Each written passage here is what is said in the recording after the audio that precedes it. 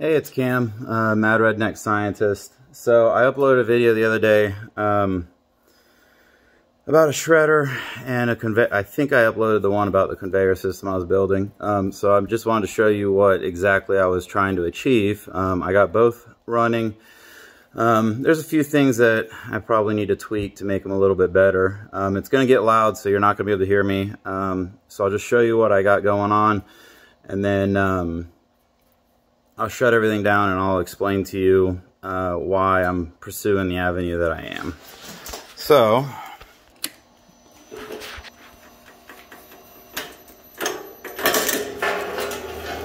you got the shredder here.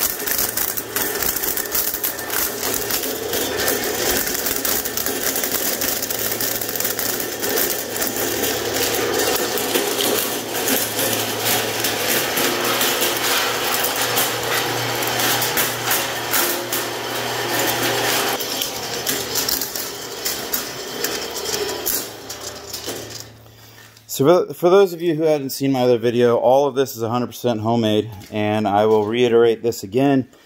Do not attempt to build something like this. It's extremely dangerous. It can severely injure you, and I'm talking to the point, remove fingers, limbs. It's extremely dangerous, even just operating it. Plastic comes shooting out of the top. It could get you in your eye. It can cause severe damage to your face and other things like that. So please do not try to build one of these. With that out of the way, let me explain to you a little bit about why I did build this for myself. I do operate a electronic waste recycling business, and one of the biggest things is I'm pushing for 90% recyclable rate. And what I mean by that is 90% of everything that I disassemble here, I try to recycle. Wire, electronics, metal, plastic, basically anything that I disassemble. If there's an avenue to recycle it, I do my best to recycle it. Well, with plastics, plastics take up a lot of room. There's a lot of empty space between different sheets of plastic. Nothing stacks neatly. There's no real way to conserve space. Really, the only two ways that I'm aware of to conserve space with plastic is either shred it and store it in containers, or bale it. And basically, the same thing you do with cardboard bales. You just put it all in a baler, compact it extremely tight, bale it up, and then when you have enough, you can send it off to get recycled. The reason I didn't go with baling is currently I do not generate enough plastic of one particular type to be able to fill a baler and to get a bale efficiently. I'd be waiting months, maybe even half a year to a year before I had enough to even make one bale. So I decided to go with shredding, and the reason I did that was when you shred the plastic, it breaks it down into the smallest chunks that I designed my shredder to do that. And you can put them in boxes, trash cans, big cardboard boxes, Gaylord boxes, totes. I mean, you can really put it in anything, and it's amazing the space that it saves shredding plastic. So what I was just shredding, and the reason it was going into a trash can is because that plastic is nobody buys it. Nobody wants it. It's almost impossible to even give the shit away. The reason being is all that plastic came out of laptops. And I got a piece of plastic right here, and I'll show you what I mean. This is kind of an extreme situation, but this is a piece of laptop. This is what your keyboard sits on top of, mouse pad. And this light colored piece is actually aluminum. It's a whole aluminum top sheet. What your keyboard sits on here is aluminum. Well, underneath, the aluminum is glued, screwed, clipped to a plastic layer. And this is what I wanted to show you. Is right here, you have this metal foil. It's either some type of, I think it's a type of aluminum. And getting this off is, in some cases, it comes right off. Other cases, it's extremely difficult. But if you also see, you got these little brass nuts that are actually molded into the plastic. I mean, pretty much throughout this.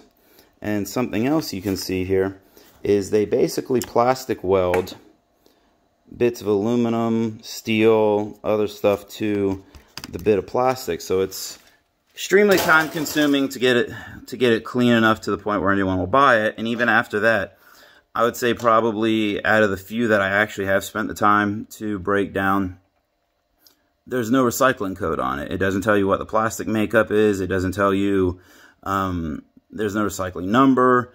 So it's junk plastic. I mean, there's people who buy it, but you're talking pennies for hundreds of pounds. I mean, it's pretty much useless.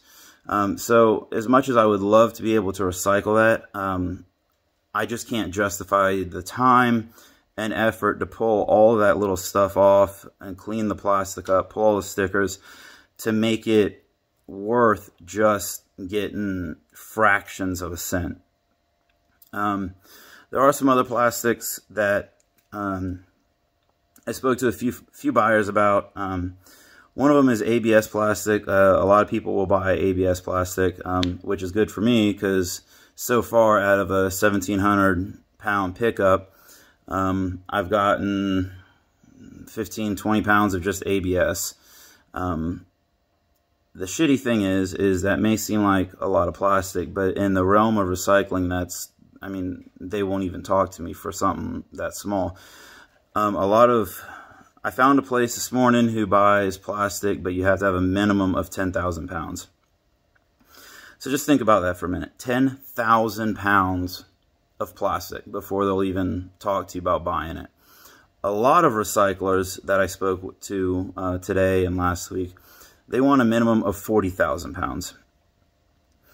And this is where I kind of feel like I'm fighting an uphill battle, because you get these plastics, and I mean, don't get me wrong, I'm not a tree hugger. I'm not all about, oh, clean everything. I mean, but plastic in my industry and what I do is huge waste. I know a business that I work with. They generate 40-yard dumpsters every couple weeks of nothing but plastic, and they have.